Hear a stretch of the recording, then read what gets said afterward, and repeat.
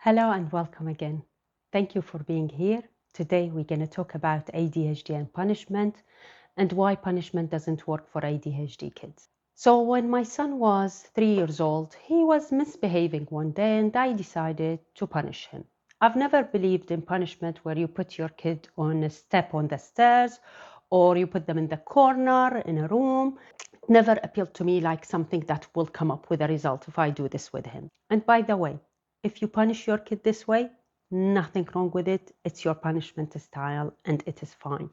But for me, I just didn't believe in it.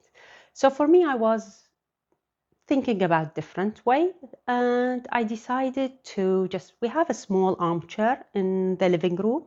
And I was like, okay, you're going to sit on that armchair for 2 minutes. So I sat him on the armchair and I explained to him exactly what has happened and why he's being punished. And then I left the room and I left to the kitchen. Then I came back after the 2 minutes and I saw him actually playing on the armchair. And this is where it hit me. And I thought, well, you know what? This is definitely not working with him. So if you haven't been here before, I'm an ADHD coach. I am a counseling student and a parent of ADHD kid. So all what you're going to hear about coming from two places, my home and my training. Punishment made on an assumption of misbehaving, there will be a consequence, and because of that consequence, I will not do this again. So 3 things: misbehaving, punishment, and a consequence. And for us to do the punishment is on the basis of the kid will be able to connect those dots, 3 dots together. ADHD kids are not capable of connecting the dot. Some of them are, but some of them are not. And they cannot understand why I have been punished, so they will not understand not to repeat the behavior. And that's why punishment will not work with ADHD kids. I have 2 stories with my child regarding the punishment that led me to realize actually he's not getting the punishment. The armchair story, when I came after 2 minutes and I saw him making it again, sliding on the armchair and not getting the whole punishment. And then I said to him, okay, you're not allowed to come off the sofa and your foot are not allowed to touch the ground. And I left him and I said, I'm going to put the timer again. It's going to be 2 minutes. And then I left him. I came back and I saw him sliding on the armchair without getting his body off the armchair and his foot on the ground. And this is where it hit me. And I'm like, punishment definitely is not working for him. There's another scenario. So when he started school, when he used to misbehave in the school, his dad used to get involved. And you know, with dads, it's usually really strict rules, and they are definitely more strict than moms. So his dad was like, okay, you misbehaved in the school. The teacher has told us that's it. 3 days, no electronics at all. And I would watch my boy playing around, doing things for 3 days, not caring about the electronics, by the way, being taken away from him. He would go to the garage and he would take out whatever he can see and making a game out of it. And one day he came to me and he said, Mom, you know what? I know Daddy will forgive me after a few days. He will punish me. He will take all the electronics. And then after a few days, he will forgive me and all the electronics will be back. So I'm not going to be annoyed or bothered by it. And this is where it hit me really hard. And I'm like, he literally does not get why he is getting punished at all. Why we are taking things away from him. And privilege, electronics, in our family, electronic is a privilege. And he has this privilege. So if he misbehaves, we take it away. And we think in our head, yeah, he's going to understand this consequence. So he will not repeat the behavior again. So if we start with why punishment doesn't work. First of all, we are not punishing momentarily, which means within the now.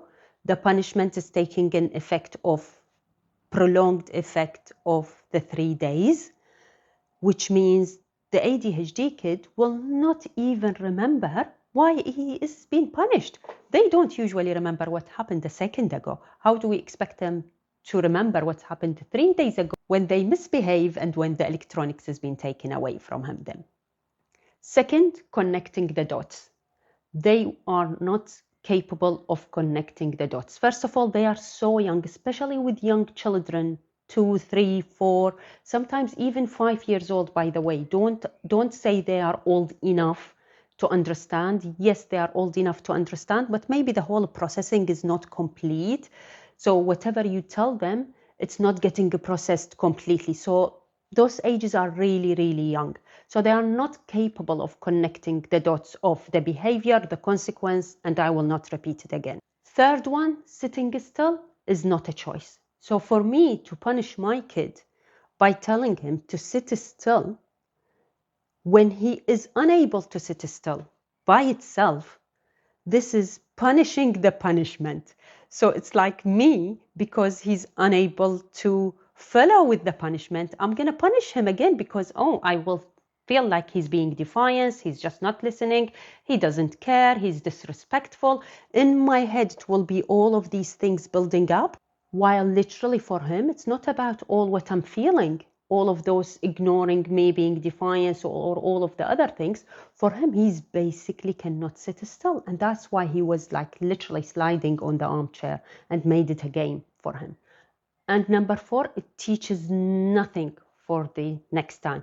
It just tells them what you should not do, and that's all.